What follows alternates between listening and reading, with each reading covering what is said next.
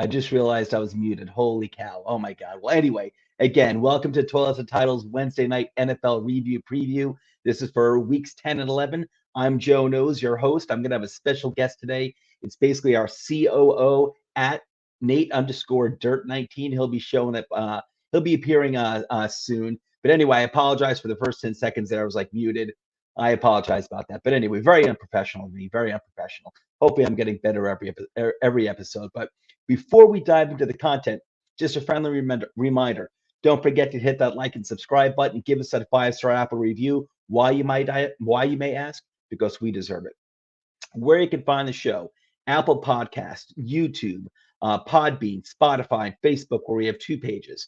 That's Toilets to Titles, and the other one is called When a Family Breaks, which is our Facebook page dedicated to the trading of sports memorabilia. And if you go to patreon.com/toilets and titles, you can learn how you can further support the show. And basically, you can become a Patreon member where you can basically subscribe for like $3 a month, $5 a month, and $10 a month. And there's a bunch of different things like bells and whistles we offer for each higher subscription.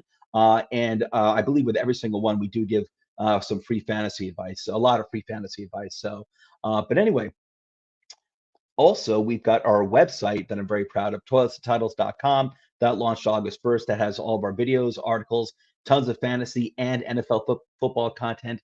Check it out. Absolutely love it. I love it. I love it. And after this show, Wednesday night, is Dollars to Deuces, which is our weekly betting advice show. And that's also with Nate and Rich. And that's following this show. It goes on. It starts at around 10:30 p.m. Eastern Standard Time. And any questions you have, Rich and Nate give their own picks and their own betting advice. But if you have any questions, send them through the chat, and they will address every single question that they get. I'm in the chat usually most of those shows because I really enjoy that show. It's actually my favorite show. I like the show even more than the shows that I do. Dollars to Deuces is my favorite show, even though all of our shows are great. But anyway, let's get to the content that really counts. Let's talk about this crazy NFL weekend we just had.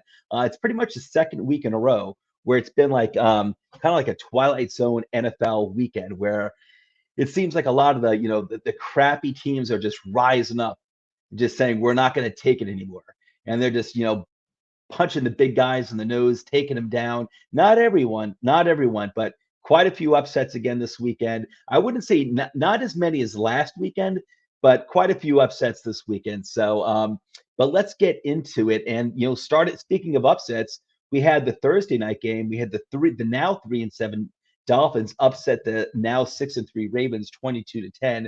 I saw that game. That was a fun game to watch, I gotta say. And up until probably like I don't know, like the last minute of the game or the last 2 minutes of the game, I expected the Ravens to come back and win. And I was actually getting close to the end of the game, even though the Dolphins were pretty much leading throughout. I was feeling worse and worse for the Dolphins because I'm like, man, the longer this goes on, I know the Ravens are going to come back and win, the more this is going to hurt for the Dolphins, which is a team which is actually one of my backup teams.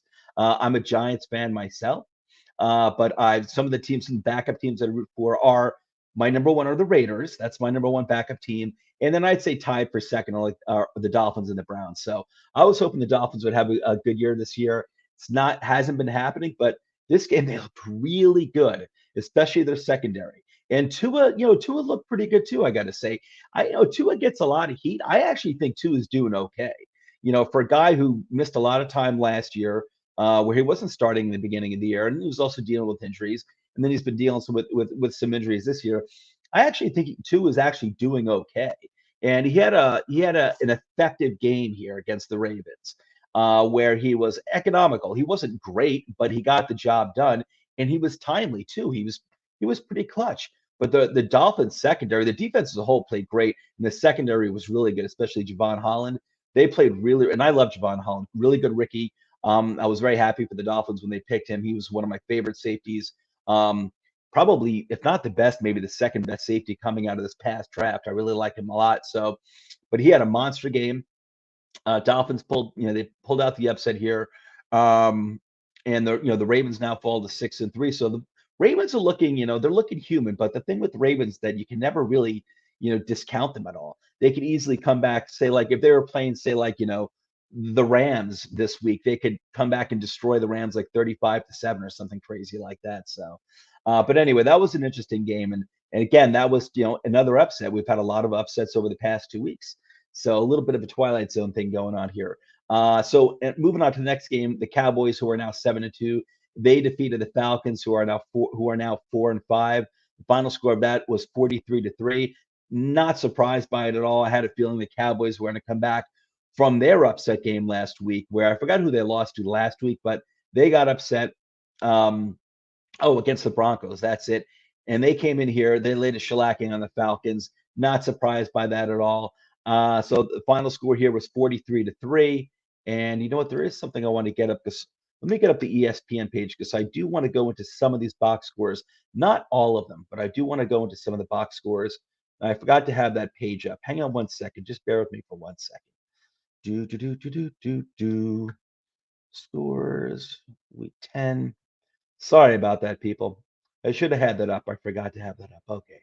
Anyway, so I'm not going to go into this box score, but 43-3, Dallas kicks their butt. Not surprising. I had a feeling, like I said, I had a feeling they were going to come into this game and just, I'm sure they had a lot of bad feelings left over from their Broncos loss last week, and they took it down on the Falcons. And there you go.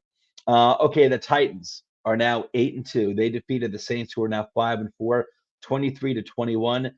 Second win in a row that the Titans had against yet another tough opponent, and this was without Derrick Henry. Now, obviously, we all know if you're a fan of the NFL, not just a fan of the Titans, if you're a fan of the NFL, you know that the Titans run their offense through Derrick Henry, and they have a good quarterback in Ryan Tannehill, and they have a very good wide receiver when he's healthy, AJ Brown, and they also have Julio Jones too. I don't, Julio Jones might even be injured right now.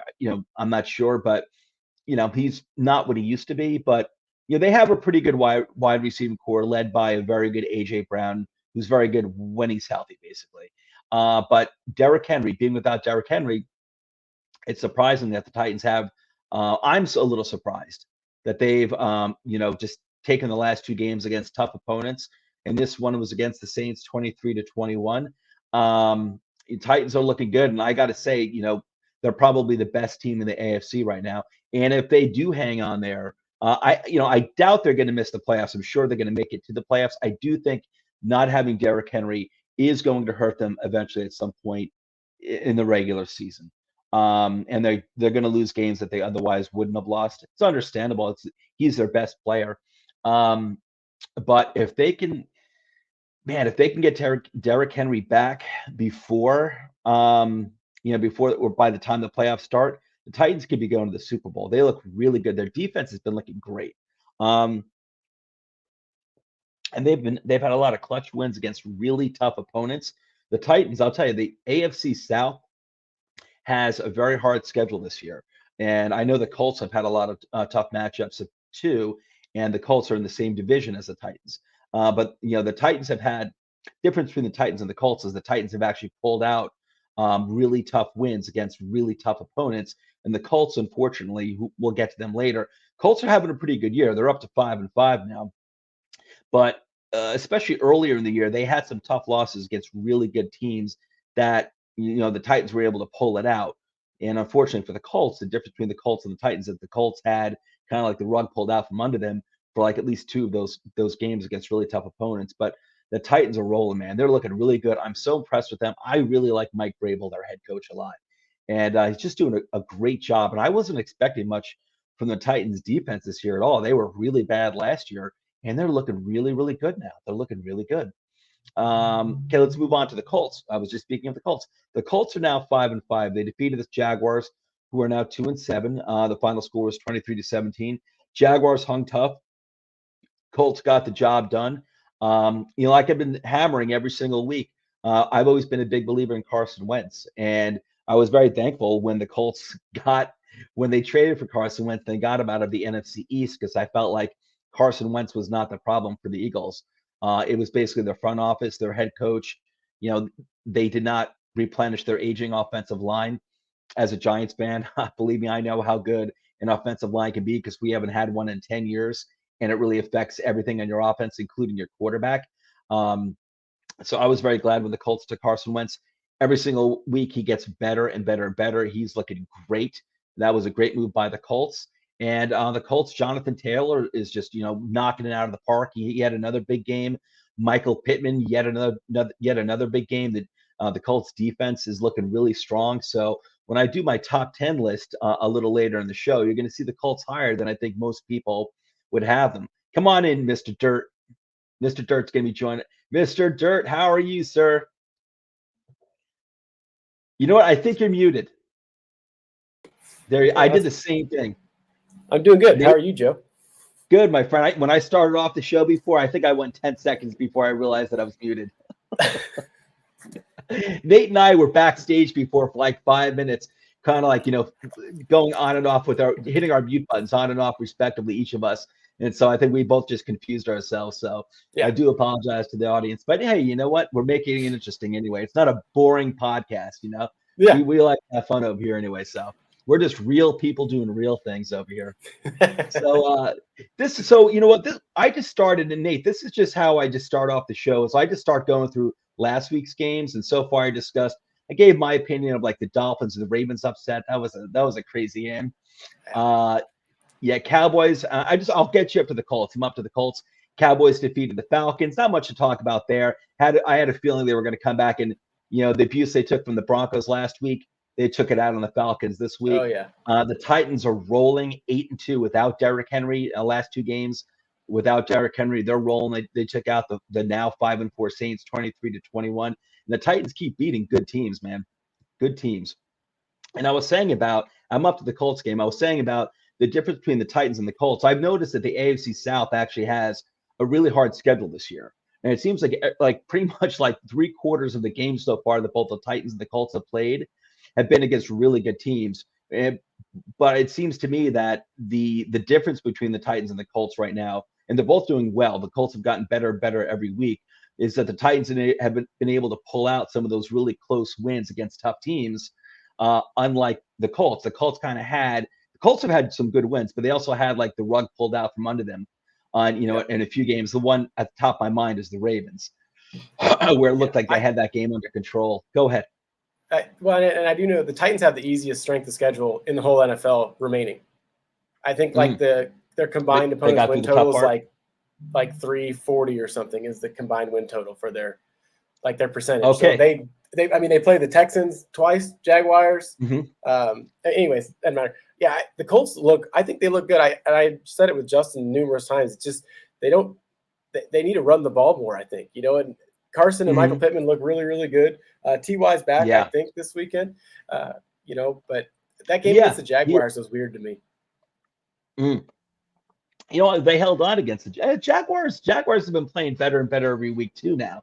It seems like they're getting a little tougher. I'm not saying they're great, but they're I think they got the second win last week, and they seem to be getting tougher and tougher. They're mostly a young team, but the Colts are. I'm going to show my top 10 list later. And I probably have the Colts higher than most people would, but I think they're coming along really well. And, Wentz looks good. Their offensive line looks good. Jonathan Taylor's looking great.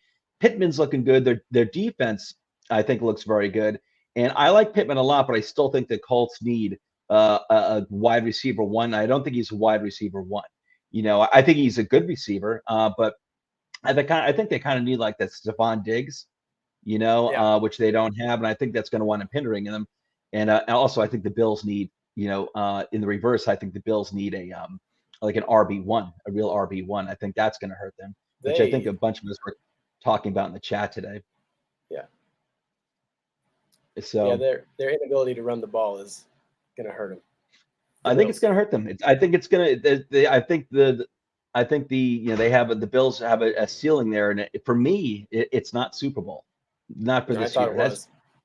Yeah. Hey, listen, coming into this year, I thought so. Yeah. So the way that things are panning out right now, the Bills, hey, listen, they could do it. I think the AFC teams are like a little I don't think they're as strong as the NFC teams, the top teams that is, but I think don't get me wrong, audience, I think the Bills are a very good team. Don't get me wrong.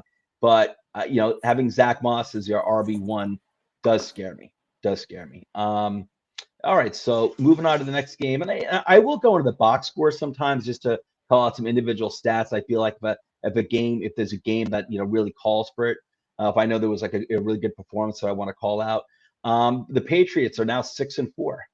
and they defeated the reeling Browns, who were 5-5, 45-17. And when I say reeling, I think the Browns had a win last week, if I recall correctly, but they just got shellacked 45-7. They were without Chubb. I think Chubb is supposed to be back this week, I believe, but you got Baker Mayfield not looking good. And the defense didn't have a good game here at all. And the Patriots are looking really good. Very good. They've got, and I think we're all impressed with Mac Jones. How he's. Oh yeah. I don't think he hasn't put up, I don't think, great numbers, but he's not making mistakes. He's not making like first-year quarterback mistakes. He's looking really professional. They've got the Patriots coaching staff has him. They have him coached up where he's not making a lot of mistakes at all. Yeah. And it's not like he's playing with a great wide wide receivers as well.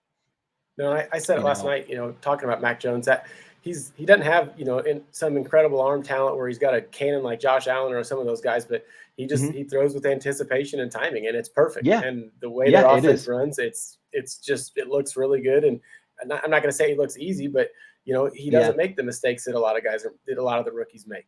And I think that's good coaching, obviously, but absolutely. Patriots look good. Oh, I'm sorry. I was just gonna say it's also Mac Jones. To give him credit. He was he's looking like a young Tom Brady there. Like you said, throwing with anticipation. He's looking really good. And when you've got a head coach, like you've got players in this league who I call like equalizers, like an Aaron Rodgers. Like you could have weaknesses on your defense, or maybe not have a running game like the Packers used to have. Like they used to lack a running game. They don't anymore. But you have a player like an Aaron Rodgers or a Tom Brady, or Russell Wilson, normally Patrick Mahomes. Like these guys are equalizers. They can erase all the stuff that you don't have it. But you have a head coach like a Belichick too. It's like he's kind of like that too. He's like that too. So Patriots are they're 6-4. They're giving their Bills a run for their money in the AFC East there. Let me go into that game real quick. My biggest takeaway from that game, I think, is just more so, and I kind of trashed on Baker last night, and it's just tough. He 3.5 yards an attempt Sunday. That's pretty terrible. I think he was 11 of 17 or something for 73 yards. Is that right? 11 for 21. 73 yards. Yep. I mean, what are you doing? And I know he came out in the third quarter. I know. It's what I don't understand. What I find mind-boggling about it is that, to me, this meant something in that he looked good his rookie year. It was a different offensive coordinator, but he looked good his rookie year. He was passing the ball. He was leading the Browns. And it was only a few years ago, his rookie year, he was leading the Browns into fourth quarter victories. He was kind of like he had a little bit of a comeback hit in him, as far as I recall. I like Kevin Stefanski a lot, and I think that offense works well when Chubb and Hunt are there, or even when Jonas Johnson's running the ball well. But they're not really that team's not set to come back with the offense now. That play action pass game, or whether it's a read option game, or whatever, there's more play action pass, but you're not built to play from behind. It's like with the 49ers, their offensive line can run block better than anybody. Yeah. But when they have to go to a drop back passing game, they struggle because that's not what they do all the time. And I think that's kind of Baker's big problem. He's not, and I'm not taking, like I said, he could throw the ball, but not with anticipation and not with real timing. He waits till you're open. And that's a big problem in man-to-man coverage with the Patriots. So I like to think that, hey, maybe if they got him like a true wide receiver one, maybe that would help him out too. But he had OBJ, and listen, OBJ, the guy was, that tenure was horrible. He was hardly ever on the field healthy. He was a head case. He didn't want to be there. And so I don't know what the whole story was with that. And Mayfield always did look better on the field, without OBJ. Not this game, but he has really over the past 2.5 years looked better without OBJ on the field. So it's weird. It's weird. And I think the Browns it's obvious they have a good, talented team. But you do need to be able to pass the ball too. Listen, and not just play action pass. Yeah, no, absolutely. You're right. 100% right, Nate. 100% right. And you need to be able to listen. It's great to be able to, pound the ball down anyone's throat and have a good defense too. But like you said, like if you fall behind, it's hard to come back when you can't pass the ball, and you're not going to be leading in every single game. Yeah. So they need to do something there because they have a good offensive line too. And to me, he's not a guy that's can just run 5 wide, and out of Mm-hmm. shotgun. I think under center and just passing the ball. I said I think he can, but I don't think he's not worth a big contract. And I said that. That's another thing I said last I time. was just going to say they're going to have to think about that big contract, soon. What's going to happen? So I don't know. It's going to be interesting. It's going to be interesting. 0-14 when they get outrushed by 50 yards. So. Oh yeah, I think you were talking about that. I think you guys were talking about that last night, right? Yeah. Yep. Interesting system. Very interesting stat. And moving on to the next game. Speaking of the Bills, who I was talking about before, the Bills are now 6-3. They took care of the Jets, who are now 2-7, 45-17. I'll go on that box score. Actually, real quick about Cleveland. I just want to call out Dearness Johnson, who put up 99 yards rushing and 58 yards receiving. He was also the leading receiver for the Browns. So he put up almost 160 yards combined, no touchdowns though, but he put up almost 160 yards combined. So Dearness Johnson, I wonder if the Browns hold on to him or if someone makes like offers a lot to get him, thinking that, and I don't know if he'd be the same player off of the Browns, but it'd be tough to see. I mean, it's like Elijah Mitchell, that just their run games is just so good, because their offensive line. And I think, if I was the Browns, I'd probably deal Kareem Hunt before I'd deal Dearness Johnson. I think Johnson has showed that he can be the number 2 to Nick Chubb. So you get a lot more for Kareem Hunt. So, but I'm just saying that because I want Nick Chubb to get 95% of the work. So. Yeah, no, same here. I've got him I have him on my Frankenstein team. So I need him to get all those carries. But Dearness Johnson looking really impressive. But hey, that just goes to show too. And this is nothing against Johnson, but when you have a really good offensive line, you can have in a really good system that favors running the ball, even like San Francisco, you can get running backs and run them behind the line. That's nothing against Johnson, like I said, but it seems like he can always just like get these other running backs and just stick them behind the line and they can succeed. So I just wonder if Johnson would succeed on a team who's not so run heavy and maybe the offensive line isn't so great. I'm just curious. But all right, I think his pass catching ability would make him he'd be able to succeed. I don't know run between the tackles, stuff like that, how he'd do, but obviously he'd be an asset anywhere with that pass catching ability. So I just it's curious. I'm just curious though, because I know there are times where you take a player out of the system where they succeeded and they just and they don't succeed. I don't know, maybe OBJ you can use as one example. Here he was like on really bad New York Giants teams, for like 4 years, and when he was healthy, he was putting up good numbers. And maybe that's a bad example, but there've been a lot Jordy of Nelson examples is a where good example. Yeah, and I was glad to see when he went back to Green Bay. It didn't seem right when he left when he was. He's my favorite Packer, so I love the guy. But, I've heard that from a lot of Packer fans. Yeah, no, I get it, man. I like it. I like Jordy Nelson. So next game. I'm sorry. So it was Bills, who are now 6-3. They took care of the Jets, 45-17. Mike White, is the magic over, Nate? Mike White, are you going to return your Mike White jersey? Or can you still get your money back? I don't know. I didn't take the tags off of it, so I hope so. and Jets fans out there, I'm just having a little fun. I actually like Mike White a lot. I thought he was, he did great, a few weeks ago. And then, I thought he looked really good in that first quarter against the Colts before he got injured. He looked awesome. He looked so good that first drive.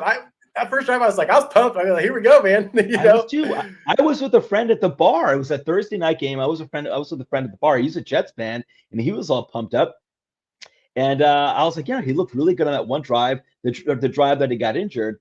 And I didn't watch one play of this Bills Jets game, not even in highlights or anything. I really didn't care. But I read today that Flacco is supposed to start over Mike White. Yep. This upcoming week. I think that's a mistake. I think that's crazy. I think I'd rather. Bob Saleh said something about because of the Dolphins blitz defense, or like their ability to blitz and how well they blitz, that Flacco will be better suited. Which, what the heck? What are you trying to do? Like, why don't you let young guy play? Like, there's no point. You're 2-7. Mike White. I agree with you 100%. Mike White showed something. And listen, Jets fans, they want to get wins too. They want to get. I get that, but I think Mike White showed that that he can get the win. And really, like Joe Flacco gets the win. What's going to happen from there? Do you think you're going to win the week after that with Joe Flacco? Like, you think you're going to rattle off like 7 wins in a row? It doesn't make any sense to me. Like Mike White showed you something. He showed you something, and the guy's not old. What is he, like 27 years old? Yeah. I think he was taken the same draft as Sam Darnold. I think actually, I think he was taken like fourth, fifth round, same year as Sam Darnold. So what is he, like 27 at most? So I don't know. I'd rather see him get the chance. I'm sorry. Go ahead. The thing, and I said it in our chat, like that when Mike got hurt, and that was it. Josh Johnson, was that the kid that came in? Yes. Against the Colts. Yep. Who's been around forever? I think quite a while. But I mean, he didn't look that bad. And he got really good in the second half of the game. And it's like, and all I wanted to say was, and I get it, Zach Wilson, rookie. Maybe he shouldn't even ever started this year. And just because I feel like he's learning more, and it will be better for him to sit because he can't even run the offense. Right. Yeah. I don't have a problem with that. I see a lot of people, who are always like, pushing that, the rookie quarterback has got to start as soon as possible. And you know what? I think that's ideal. But I wouldn't want to, especially in the situation like with the Jets, and it's 2 quarterbacks in a row now, where especially Zach Wilson, like Sam Darnold had more starting experience in college than Zach Wilson did.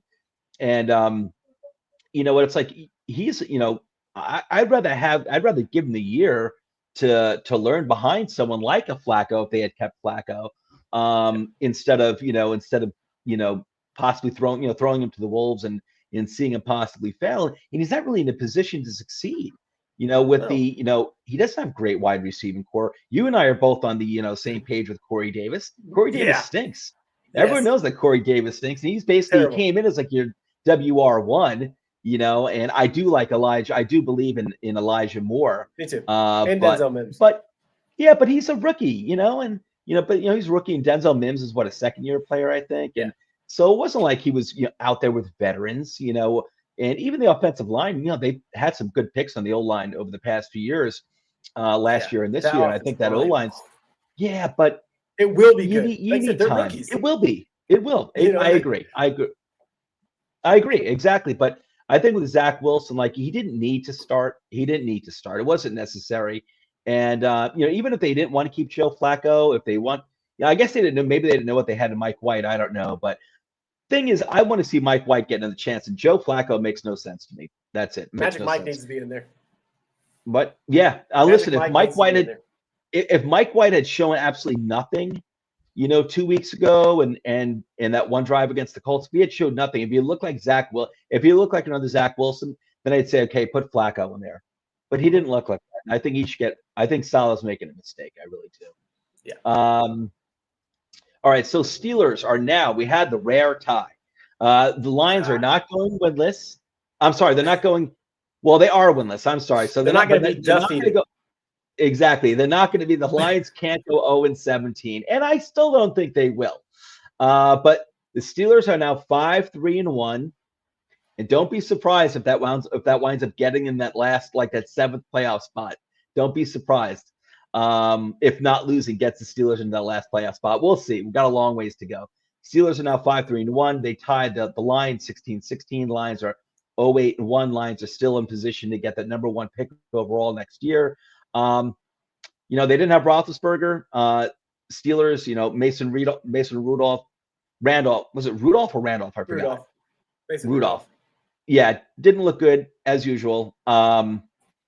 Steelers defense played fine. They played well, kept the Lions to 16 points. Lions haven't exactly been putting up a lot of points recently, though.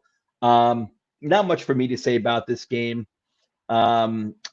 We can talk about Freiermuth. Freiermuth is looking really. He's getting a bunch of targets every single week now. Not that he had a monster game this week, but he is. I think he had something like 9 targets this past week against the Lions. So he's being used more and more in the game, each game. So anyone looking for a tight end, Freiermuth is a guy who's the Steelers are targeting more and more every week. And the Steelers do have injuries to the wide receivers. Najee Harris had another nice game.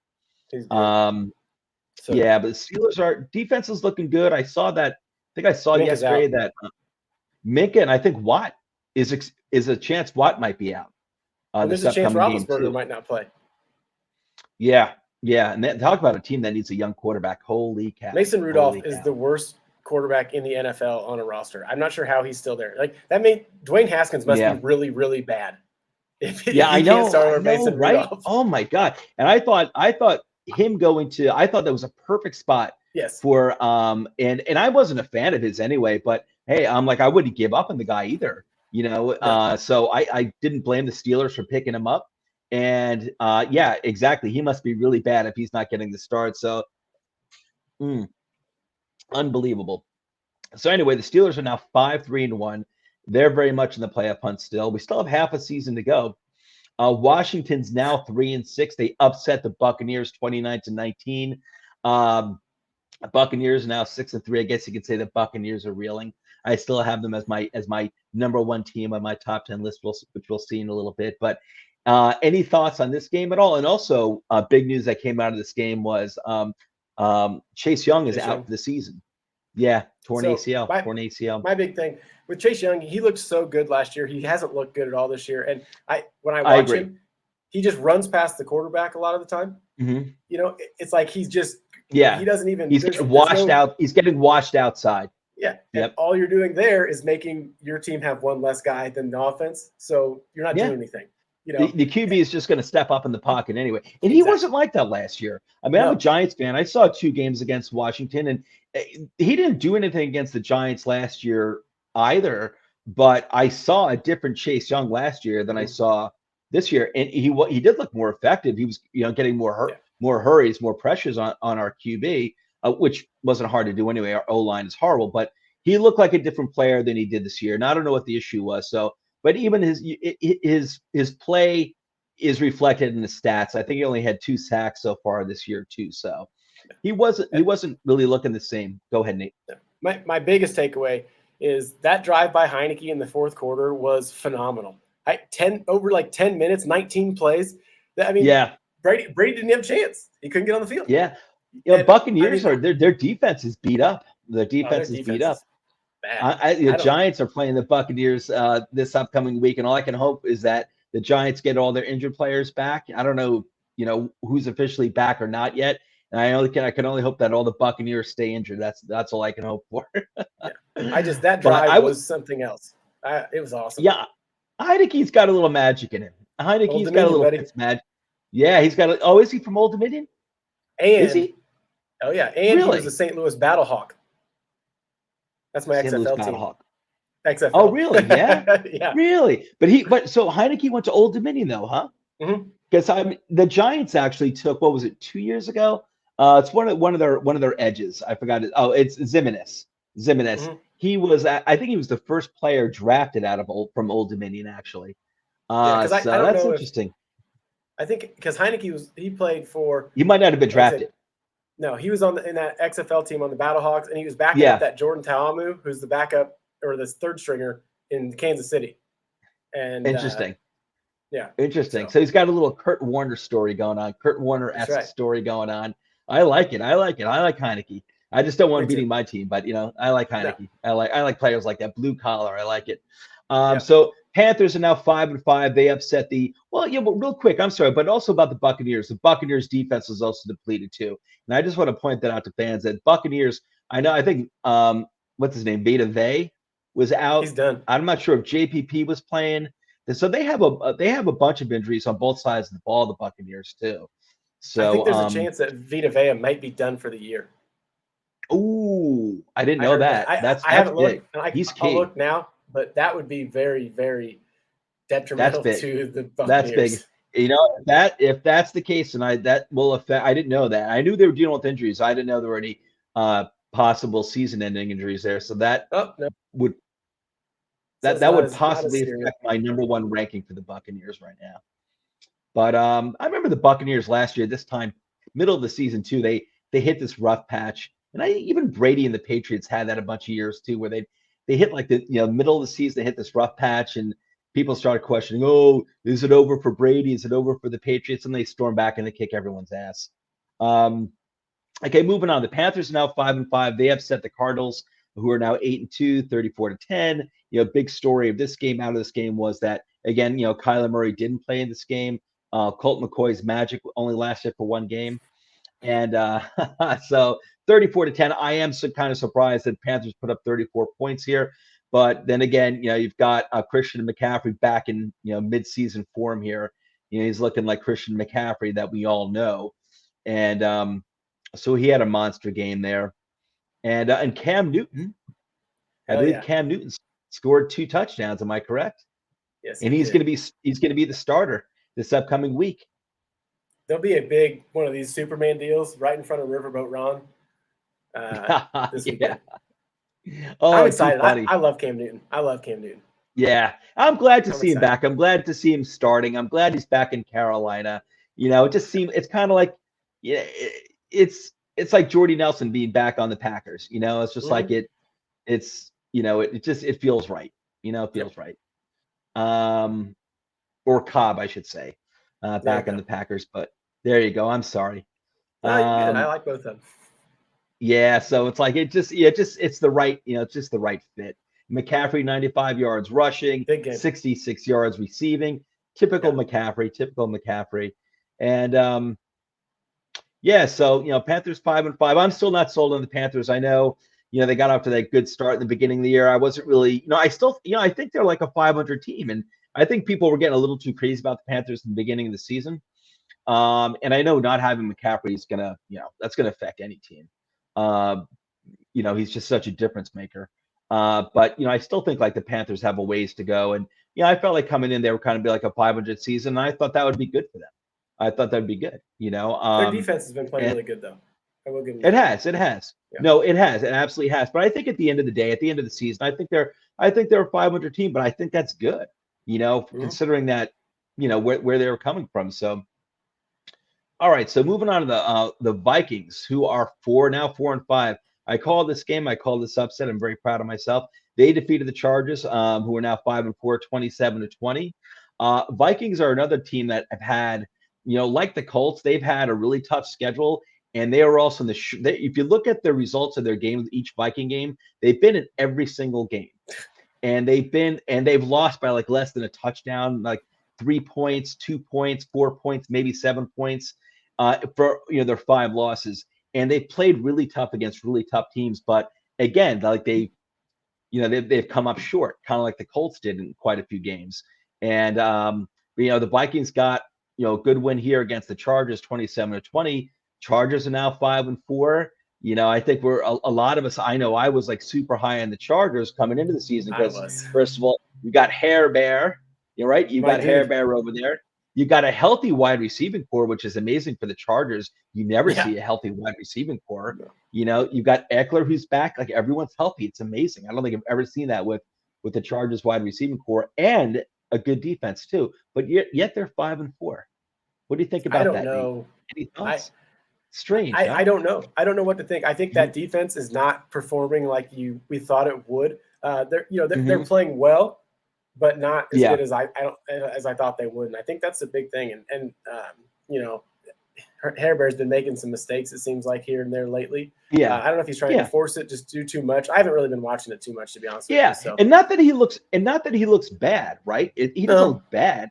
It's just like, he looked better last year. But not that he looks bad.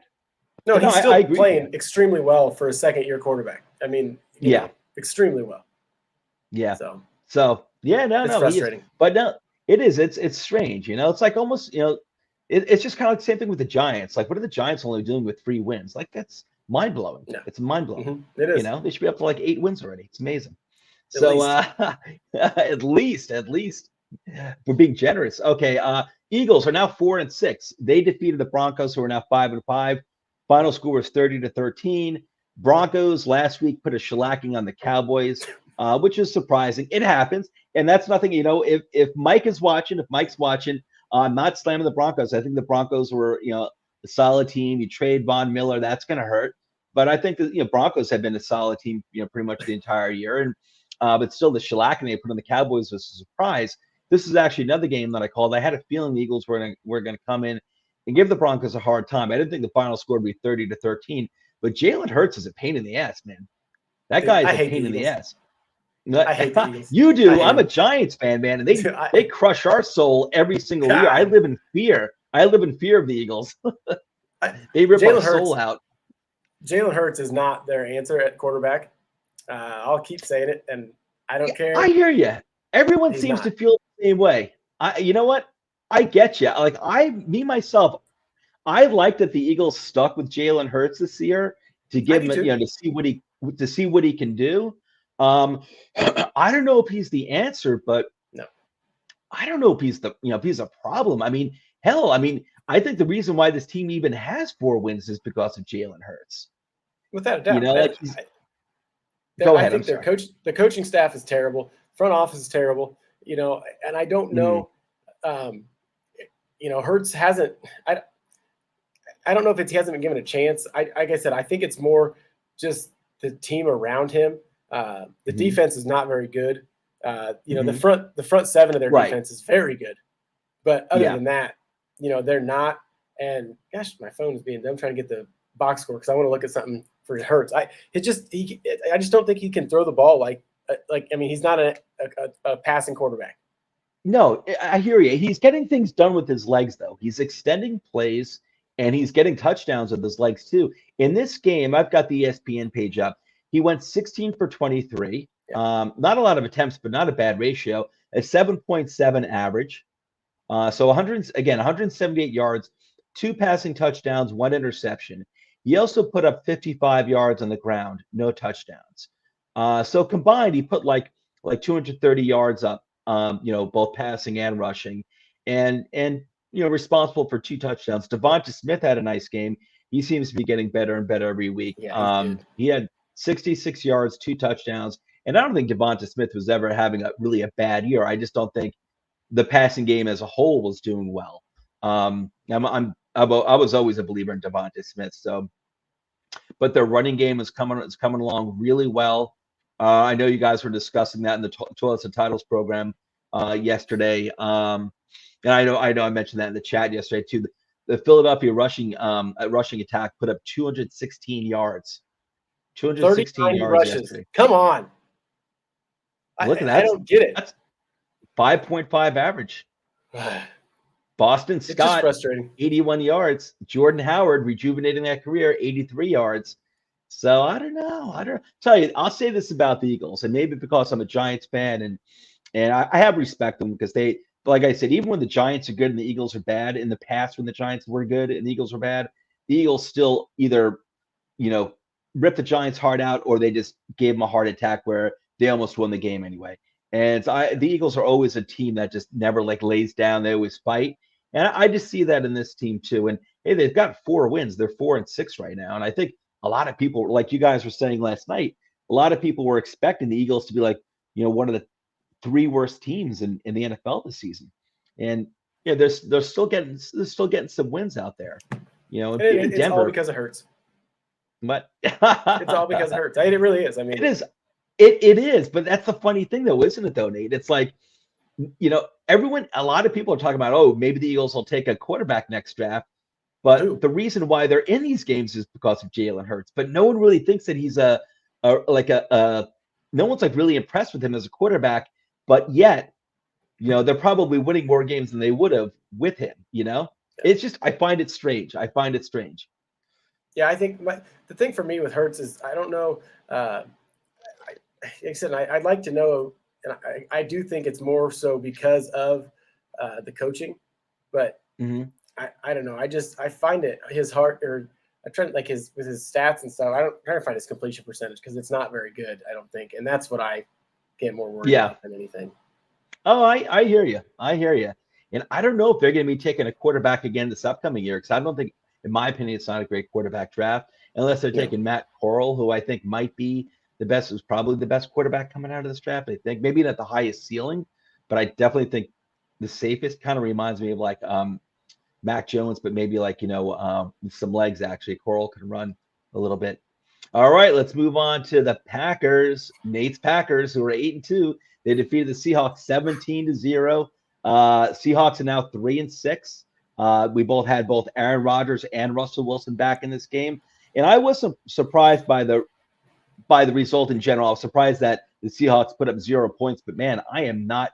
I didn't come into the season. I came into the season, Nate, expecting a bad year from the Seahawks.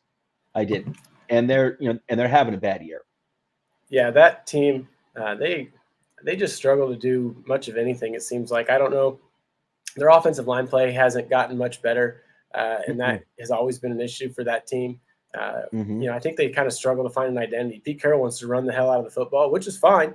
But Chris Carson's hurt, and he just can't stay healthy, which is terrible because he's a fun guy to watch. He's a good running back, and he's struggled to stay healthy. I don't know if Russell Wilson was ready to come back. To be honest, he seemed, maybe just wanted to come back and did. And the defense has played better as of late, but that defense is not very good either. And I'm not. Maybe the defense is better. I thought the defense was absolute crap coming into the season, and I guess they've played better than I thought. They've been pretty decent. But not even close to being good enough. And they and I still, I think they're a very one-dimensional team. And I realize that Carson's been injured, but I don't think they looked all that great even when he was there. I mean, I thought Carson played pretty well overall. Not great. I don't think he's great. Kind of reminds me of like Josh Jacobs type of running back in terms of like his ceiling. But they have a lot of holes, the Seahawks. And anyway, the record indicates that they're 3-6. Packers 8-2. Packers defense is looking for real. They're looking really good. And you and I, we did when I was doing this summer, when I was doing my draft programs for each team, I had you on. We were talking about talking about the Packers draft this year. And I know we were talking about the offensive line. How are you feeling about the Packers offensive line this year? They played very well for what we have. With Bakhtiari still being hurt, I'm ready for him to come back. He's getting there. He's back at practice. Mm-hmm. That'll help. Billy Turner, who I trashed last year multiple times, has played outstanding this year. So sorry to that guy. And as far it's as okay, we're fans. We're allowed to get frustrated. Royce Newman's been hurt, or not Royce Newman. I'm sorry. I just forgot. Just drawn a blank on the center's name. Josh Myers has been hurt, but it is Royce Newman, isn't it? That's right. You guys had Josh Myers, right? Sorry. Josh Myers has been hurt. Lucas Patrick and those guys have all been kind of like making it work, and they've been doing really well. So did Myers start at the beginning of the year? And how was he playing? He played really well. For a rookie, being the center, he did a very, very good job. Had some hiccups here and there, but that's going to happen with a rookie offensive lineman. So, but like I said, he's played well, and all the rookies have, even on the defensive side of the ball. So, so that's Eric's. I know you had Stokes. You had Stokes as I think your number one pick. Yeah, how's he doing? He looks good because very good. The Packers secondary is looking good. The Packers defense is looking good. It's looking for real. And Jair Alexander's not out there, and Zadarius Smith's not out there. So if we can get them back, it'll help. You guys are up to 8-2, so you guys are rolling. And you got Rodgers back there, so no, you guys are looking really, really good. The Chiefs are up to 6-4. I can never count out the Chiefs. They're up to 6-4. They defeated the Raiders, who are now 5-4. I had picked the Raiders in this game. Final score was 40. Yeah, final score. Yeah, I know. I think we all did. The final score was 41-14. The Chiefs are up to they're up to 6 wins now, and I've got nothing against the Chiefs at all. I really like that team, that organization. I like the fan base. I was happy when they won the Super Bowl a few years ago. It'd been been decades since I'm 50 years old, and I think I think the last time they won was like the year before I was born. So anyway, but I like Mahomes a lot, but the team really was not looking good. But I don't know, they might be turning things around here where you can't count out the Chiefs, and that big game here against the Raiders. Let me go to that box score, as a matter of fact, over here real quick. My biggest part with the Chiefs, the defense is terrible. It is. And there's, I don't think there's anything they can do right now to really fix it. It just seems like they're not really disciplined, and something's got to change if they want to. They're not. There's no one I don't think there's anyone that's coming back from the DL, from the disabled list, or coming back from injury. That they're there's no big pass rusher, so really great cornerback who's coming back to help the defense out. They've got a lot of problems, but when you got Mahomes and Kelsey and Tyreek Hill, you kind of just need a defense that's like good enough. And Yeah. I don't think the defense is really at that level. Mahomes, 50 passing attempts, 35 for 50, 406 yards, 5 passing touchdowns, had a monster game. Travis Kelsey, 119 yards. Tyreek Hill, 83 yards, 2 touchdowns. And is it Darrell Williams or Darrell Williams? Darrell. Darrell Williams. He put up 43 yards rushing, so not much there, but he was actually the leading rusher, and that's he put up 100. I'm sorry, he put up 100 yards receiving as well. Yeah. So Williams put up 43 yards on the ground and 100 yards receiving. So he had a big monster game there. But Raiders took a beating here. That hurt. And kind of they were surviving the storm there for a little bit with Gruden being fired or quit, whatever. And then Henry Ruggs III with that asinine accident of his where someone was murdered. They were surviving the rough patches there, and I don't know, maybe it's going to catch up with them, but the Chiefs did get the win here. They're now 6-4 surprisingly, because they felt like crap the whole season. I can't believe they even have 6 wins. And the last final game was 49ers upset the Rams 31-10. 49ers are 4-5. The Rams are now 7-3. I was shocked by this game because the 49ers have looked really bad the entire year. I picked the Rams in this game. Rams have made some big moves recently where, what was it, like a week and a half ago, they picked up Von Miller.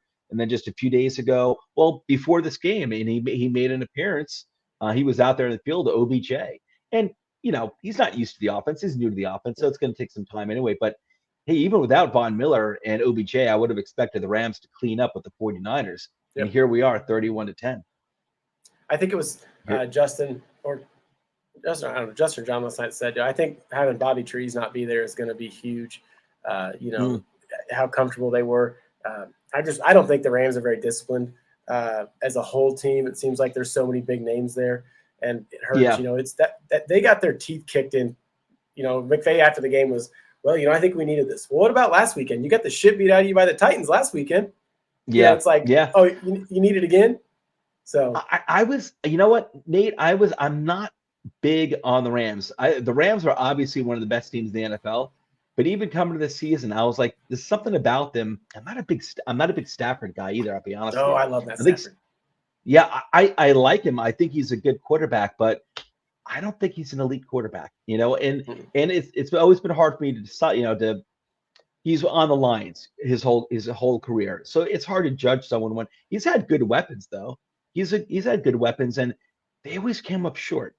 And I've seen Detroit Lion games, and there were times where he played on some decent Lions teams, and certainly had weapons. And I always felt like I always wanted more. I always wanted more from Stafford.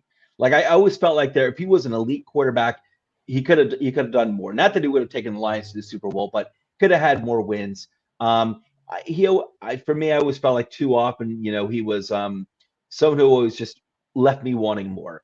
And I don't believe me. I think he's a better quarterback than Goff was for the Rams, but I think the Rams have some chink in their armor, and I'm not completely on board the Rams train. Yeah, obviously they're one of the top teams, but I don't know. I'm just not feeling it with the Rams. I'll be honest with you. I'm just not feeling it with the Rams.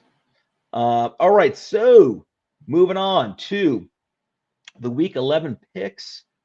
Boom. Let me get rid of this over here. We got too much yellow going on over there. I'm gonna do Sorry, I didn't know. I would have wore a different color shirt if I didn't know. I knew it was all yellow. No, I like it. Keep the yellow, my friend. Keep the yellow. I like the cheese color. You cheeseheads. All right, That's share right. screen. Let's do this. We'll go through this a lot faster over here. Boom, boom. Share. All right, so there you go. All right, so this is my Joe Knows best 10 teams through Week 9. I guess now it's through Week 10, actually, come to think of it. So this is not these aren't really power rankings, but I started doing this list like 2 weeks ago, and I've been updating it. I've got my top ranked team number one right now are the Buccaneers. We'll see what happens with the injuries, but these are the defending Super Bowl champions. They do have a lot of talent, and they've got Tom Brady, and that means a lot to me. So I still have them as I still see them, and I don't know how to say this. Like I said, like top 10, like basically these are the teams that I think at the end of the season are going to be like the 10 best teams, probably in order. And I'm sticking with the Buccaneers right now. Let's see what happens with some of these injuries, but I'm sticking with the Buccaneers. And I think my list is probably a lot different than many other people's lists. But like I said, you got Tom Brady. They still have a lot of talent on that team. You know, Antonio Brown and Gronk should be back soon. Fournette amazingly has stayed healthy. That's incredible. They still have a lot of talent with the wide receiver position.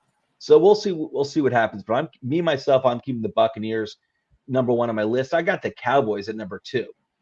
How do you feel about that? You think the Cowboys are worthy of the number two spot, or who would you have at this?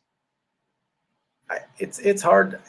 I don't know. Or even who's your one team, your two team, as we go along. If there's anyone that sticks out in your mind. Well, I mean, to be honest, I think when Kyler's healthy, I like the Cardinals being up there. The Cardinals. Most people right probably now, do. Without Kyler, they are pretty well dead in the water. The defense is still good. He'll be back. But yeah.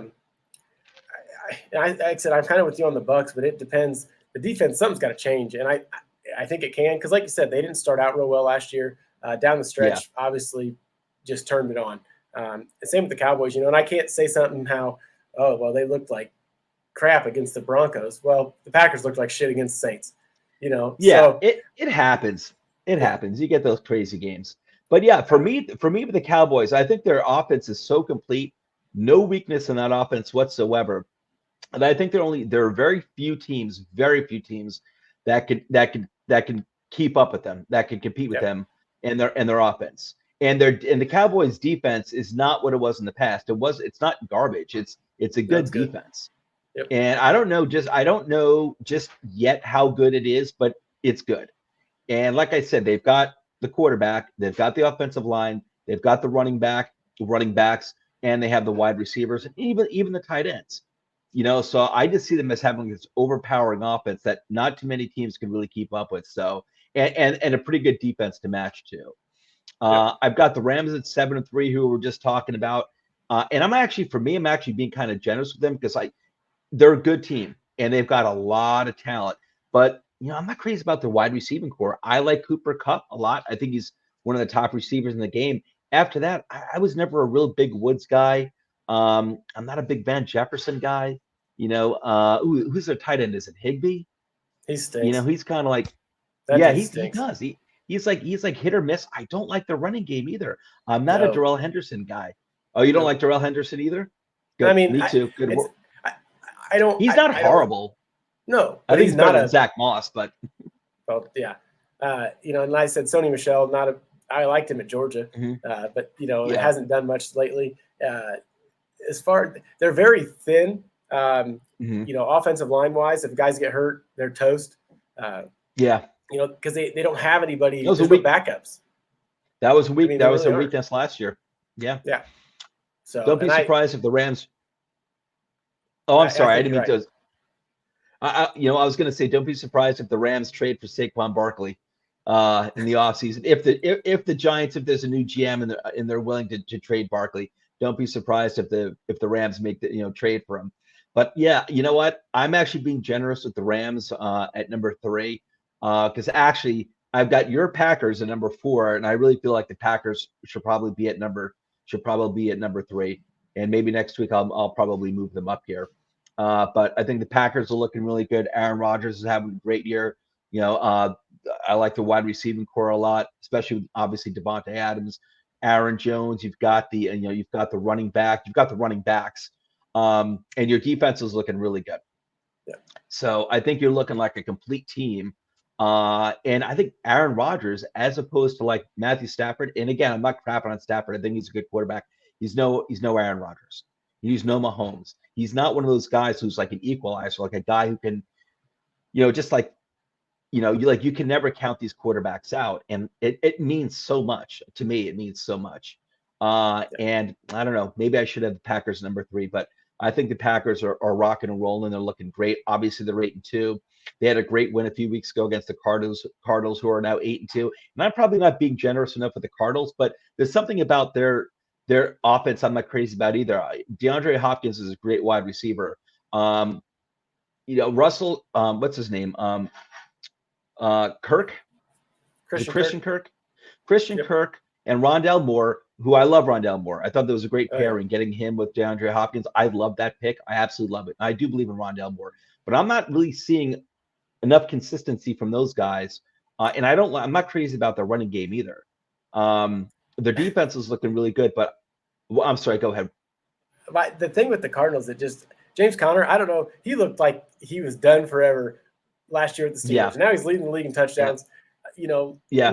He looks good, and it's weird. The way Kyler spreads the ball out, so I mean, that's why he does a good job. The production for the receivers is so hit or miss because like I said, Rondale might have 6 targets this game and 1 next week. Because Christian Kirk has 7 targets. Right. It's a tough offense to predict. Yeah, it's great, and that's great for Murray. I think and that's something against Murray. Murray, that's a positive. I love Kyler Murray. Kyler Murray looks phenomenal. He looks so good, and the Cardinals defense it's been phenomenal as well too. Yeah. And Isaiah Simmons, who they drafted last year, I think number 7 or number 8. Yeah, bad rookie year, but he's having a really nice bounce back sophomore campaign.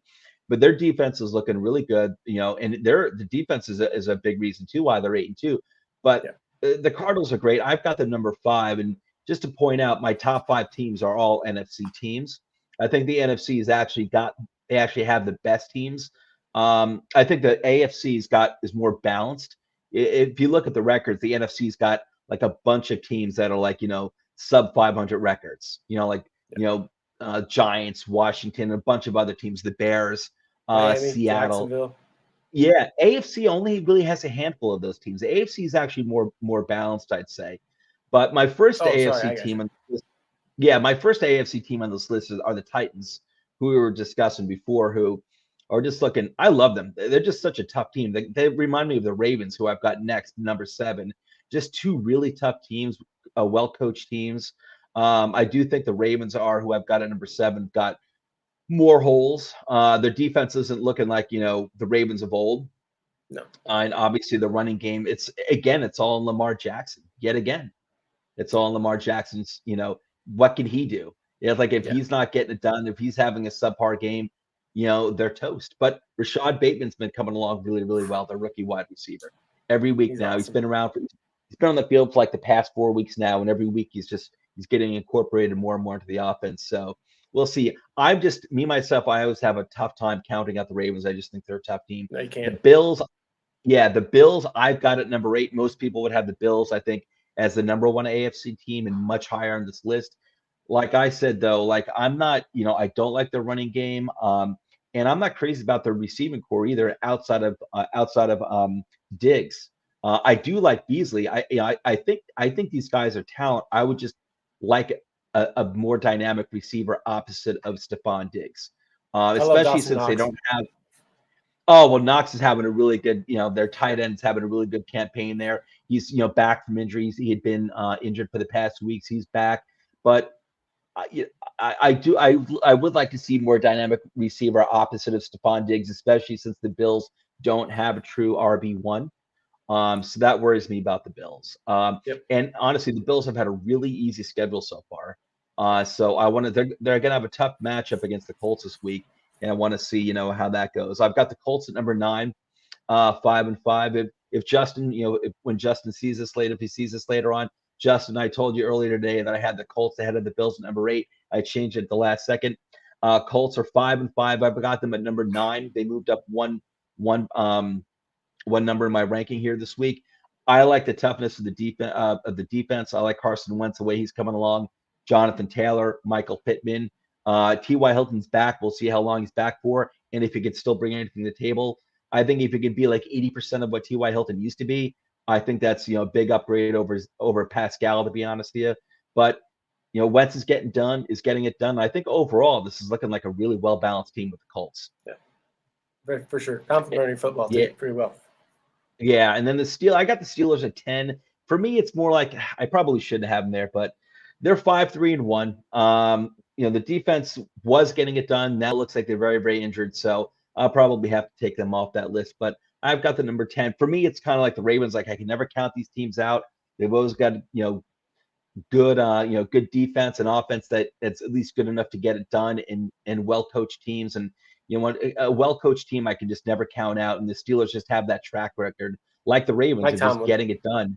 Yeah, they're just at the end of the season, they're there. He's awesome. They're there, So that's why these are my contenders. Real quick: Chiefs, who are now 6-4, Raiders, who are 5-4, Bengals 5-4, Saints 5-4, Browns 5-5, Patriots 6-4, Chargers are 5-4, and the Vikings are 4-5.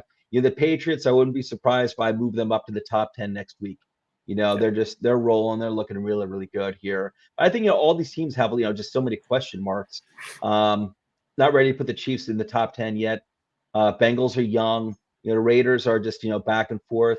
Saints, I'm not into their offense. I'm not buying into Trevor Siemian. I think Sean Payton's one of the best head coaches out there, one of the best head coaches of his generation. I think he's working wonders. But really, the way I see it with the Saints is all they have is Alvin Kamara. I'm not into what's his name, Callaway. I'm not into their wide receivers. I'm not buying into Jameis. I'm not buying into Trevor Siemian. Browns, we talked about all the weaknesses they have. Chargers, having a kind of like a middling year. Yeah, and I'll tell you, the Vikings, man, I feel bad for the Vikings. Tough schedule, and they've come out the short end of quite a few tough games. But the Vikings have been in every single game. I'm looking to see if they can, rattle off some wins here, making the playoffs. I wouldn't be surprised if the Vikings wind up being the seventh seed in the NFC. Okay, so last week, my week 10 results for my picks. I do my picks for every single game. I was 7-7 with the spread, and I was 7-7 straight up. Second week in a row where I was split it down the middle. 7-7 again with the spread, 7-7 straight up. Year to date with my year to date results, I'm 84-63-3 with the spread, and straight up I'm 91-59. I started off really hot, Nate, really hot, and then the past 3 weeks. Gosh darn, dude, you're kicking ass. Yeah, I've been, but the past 3 weeks have been very mediocre. This week I was 500. Last week I was 500. And 3 weeks ago I was really bad. So, yeah. But yeah, I was off to a really hot start. Okay, so Joe knows picks NFL Week 11, and I'll be updating these Sunday morning. The teams with the bye week this week are the Broncos and the Rams. Me myself, okay, Patriots at the Falcons, the Thursday night game. Patriots are giving 7 points. I'm taking the Patriots giving the points, and the Patriots straight up. How about you? Exact same thing. Hell, I'd take Patriots minus 14 probably. Yeah, I feel the same way. Okay, so next game, Colts at the Bills. The Bills are giving 7 points. I was taking the Colts getting the points and the Colts straight up. I was calling for the Colts and the upset here. I might change this to. I think I'll be sticking with the Colts. You know what? I'm going to take the Colts getting the points, but I'm going to take the Bills straight up in this one here because it's in Buffalo. I actually do like the Colts more than the Bills, but this game's in Buffalo. So I am going to take the Bills straight up, and I'm taking the Colts getting the points. How about you in that game? That's like I said, that's what I was going to say right before you changed it. That's where I'm at. So I like Bills, same way. Bills winning it, but Colts will cover. Yeah, Colts are tough. Man. Mm-hmm. If this game were in Indianapolis, I'd probably go with the Colts straight up. I think they're well. This is a really probably the game of the week here. I think it'd be like a 3-point spread if it was in Indy, 3.5 points too. I don't think it'd be 7. Yeah. I'm surprised the Colts are getting that many points. I think that's kind of crazy, actually. Colts are a tough team. I think that's a really big spread. No respect for the Colts. No respect for Justin's Colts. Ravens at the Bears. Ravens are giving 6 points. I'm taking the Ravens giving the Ravens giving the points and the Ravens straight up. What do you think? Same here. Bears stink. Sorry. Yeah, Bears stink. Bears do stink. Matt Nagy's a doofus. He needs to be gone. Hopefully he doesn't ruin Justin Fields. Even though Justin Fields, he had a good game last week. He's looking better and better. So Lions at the Browns. Browns are given 10 points. Taking the Browns, giving the points, and the Browns straight up. What do you think?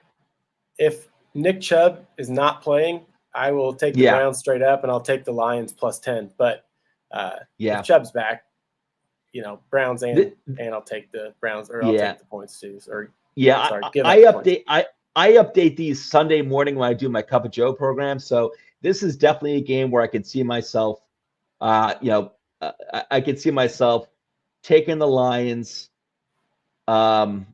Taking the Lions, getting the points if Chubb's not playing. So that's a game that could very well change. Like the Patriots game's not changing like that, but this game, the Lions game at Browns, I could wind up taking the Lions, getting the points. Okay, Texans at Titans. The Titans are giving 10.5 points. I'm taking the Titans, giving the points, and the Titans straight up. Yep, too easy. Okay. And what do we got over here? Next game, Packers at the Vikings. Packers are giving 2.5 points. This is in Minnesota. I'm taking the Packers, giving the points, and the Packers straight up. Oh yeah, that was. It's actually. I think it got. I saw earlier. It got bumped down. It was at 2. It was 2 points. Actually moved. Oh, okay. I was getting this off of ESPN. So yeah, when I do my updates. Oh, go ahead. I say it changed. I have like every single gambling app I can, so I'm always looking around for the best spot. And I saw it at 2.5 all day, and then somewhere else was 2. But yeah. Gotcha. Yeah, I'll be checking it out anyway. I always check this on Sunday morning when I update this information. I check out the spreads too to see if any have changed. So I wouldn't be surprised if this goes like 2 points, 1.5 points. It is in Minnesota. They've been hanging tough. Like I said, they're 4-5, but they've actually, if you look at their results of their games, they've been hanging tough in every single game. But I still got to take the Packers. I think Packers just have the Vikings number. I gotta take the Packers in this. And let's see, Dolphins at the Jets. Dolphins are given 3 points. I'm taking the Jets, getting the points, and the Jets straight up. When I thought, you know what, I'm changing this right now. I'm taking the Dolphins, giving the points. I thought Mike White was going to be playing, and I was going to buy into Mike White for 1 more week, but he's not starting. Yeah, I don't know. It's just stupid. I can't trust Tua, though. Yeah. You know what? I think he's been a little better than. I think he's been somewhat better than people. I don't know. His numbers have been great, but I think he's. I don't know. I think he's kept the Dolphins in some games there before he got injured. And hey, he just had the big game against the Ravens, and I don't know. So are you go? Who do you, in this game? I'll go with the Dolphins, giving the points, and Dolphins straight up. I think I'll go with the Jets getting the points, but the Dolphins are going to win. Okay. I think that's fair. Totally fair. And that's kind of like originally what I was going with anyway. But like I said, I was like, I don't know. I'm not buying into Flacco. It's tough. Hopefully, Saleh wises up and he installs Mike White, like in the middle of the first quarter, second half of the first quarter. Yep. White lightning. Yeah, exactly. White lightning. I love it. Okay, Saints at Eagles. Eagles are the Eagles. Oh, sorry. I'm sorry. Saints at Eagles. The Eagles are giving 1.5. I'm taking the Saints, getting the points, and the Saints straight up. That's not like me. I usually take the Eagles. What do you think? I'm actually surprised by my own picks. If Kamara's playing, I'll take the road dog and the Saints straight up without a doubt. Now I remember why I took the Saints, because a lot of times I do take the Eagles. I took the Eagles actually last week against the Broncos to pull the upset. I like the Saints defense against the Eagles in this game. I do like the Saints. So I'm going to stick with my picks. Sometimes I change them on the fly as I'm going through them. Washington at the Panthers. The Panthers are given 3.5 points. This game's in Carolina. Panthers are giving 3.5 points. I'm taking the Panthers, giving the points, and the Panthers straight up. I think McCaffrey being back and Cam Newton. I don't think Washington's going to be able to. No, they can't. They can't stop him. Yeah, that's what I think. And we really don't know what Cam Newton can do. It's going to be interesting to see, but I think the Panthers will be. Yeah, exactly. Oh, my God, the guy's a monster. 49ers at the Jaguars. 49ers are giving 6.5 points. I'm taking the 49ers, giving the points, and the 49ers straight up. What do you think about that game? How is this not like -10? Yeah, but I listen to 49ers. It's not like they've been having a great year, but I don't know. Yeah, they haven't been having a great year either. But yeah, I don't know. I could see this. I can see this being possibly an upset. Sounds crazy, but Jaguars do have 2 wins. 49ers have been underwhelming this year, but yeah, I'll stick with the 49ers giving the points. So you're taking the 49ers both ways, giving the points and straight up? Yep. Oh, yeah. Yeah. Okay. Bengals at the Raiders. That's a good game. Good matchup. Bengals are giving a point. This is in Vegas. Bengals at Raiders. Bengals are giving a point. I'm surprised by that. Bengals are giving a point in Vegas. I'm taking the Raiders getting the points and the Raiders straight up. I think I got to take the Bengals. So you're taking the Bengals, giving the points, and yeah, I don't blame you. The Raiders looked like a mess last week. I don't know what happened. It's like the train is just completely off the tracks all of a sudden, and it wasn't like a slow fall. It was just, so yeah, it was. Yeah, I think it was kind of something a lot of us were expecting at some point this season. To be honest with the Raiders, no offense, Rich, but it was. I think it was. I don't know. I was kind of expecting that at some point. Beating Kansas City is not easy, but it is 2 losses in a row. Yeah, they got shellacked by Kansas City last week, and that could have been one of those games that gets Kansas City straightened out. But the Raiders also lost 2 weeks ago to my Giants. And that obviously wasn't good. The Raiders, should have, probably should have, going in, they were a better team, and so that's not good. It's 2 losses in a row. I'm sorry, go ahead. I think the Bengals coming off the bye. Mixon looks phenomenal with a terrible offensive line. Burrow, I'm worried about because the line's so bad, but him and Jamar Chase is something special. And I think the bye was helpful for those guys. I really do. Yeah, you're probably right. You're probably right about that. Maybe I'll change this on Sunday. I'll stick with my picks for right now. Raiders getting the points in Vegas and the Raiders straight up, but that could very well change Sunday morning. Cowboys at the Chiefs. The Chiefs, all right, so this is Cowboys at Kansas City. The Chiefs are giving 2.5 points. I'm surprised. Yeah, I mean, I know they're the Chiefs and they're 6-4, but we all know, the eye test. The Chiefs have not looked very good this year. I've got the Cowboys. I'm taking the Cowboys getting the points and the Cowboys straight up. I don't think this is going to be a close game. No, and the Chiefs don't cover. Last week was the first time they've covered. I don't know how long. Oh, so, I didn't even know that. Okay, wow. They never cover. Okay. So you got it. You're taking the Cowboys too? Oh yeah. I can't believe this would be considered an upset. I think that's crazy. Yeah, I don't either. Doesn't make sense. Yeah. Okay, and we're almost done here. Cardinals at the Seahawks. Cardinals are giving. So this game's in Seattle. The Cardinals are giving 2.5 points. I'm taking the Cardinals giving the points and the Cardinals straight up. I believe Murray's playing.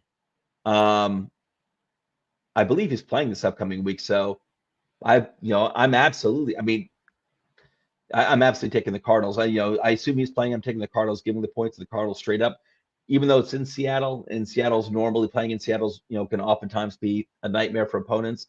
I think the Cardinals will light them up.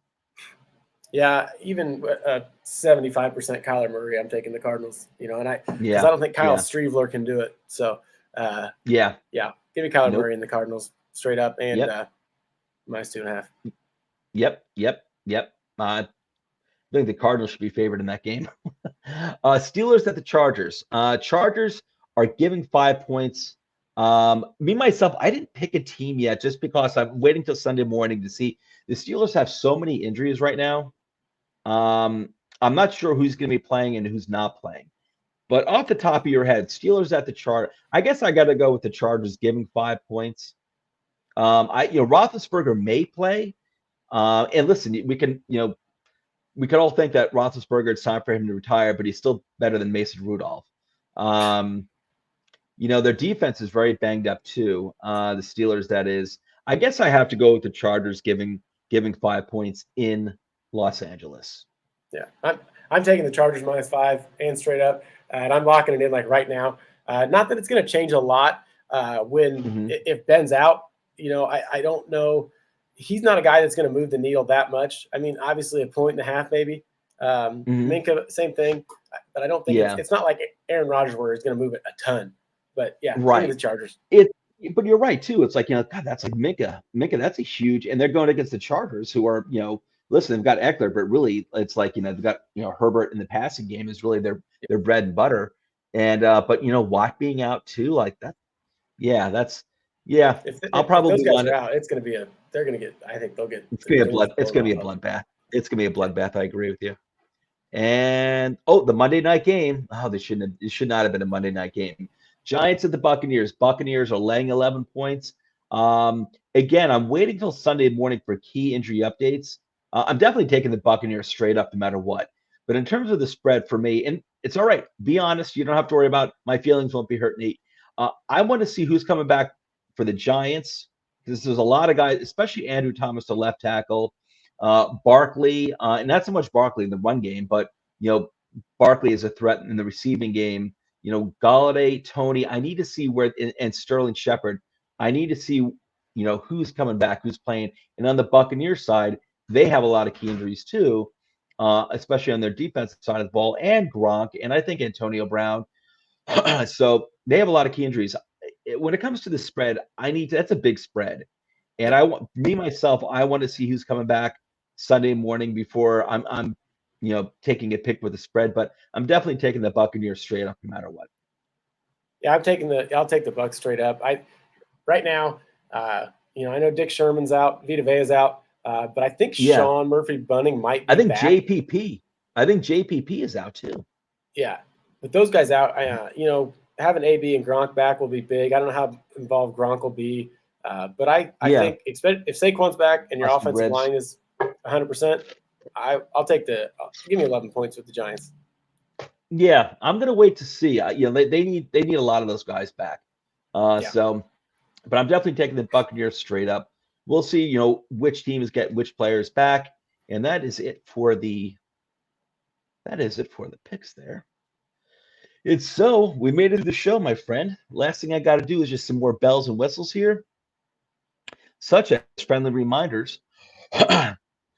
Our in-season schedule here at Toilets and Titles. Monday night, waiver wire for Patreon members only. Tuesday at 8 p.m. at around 8 p.m.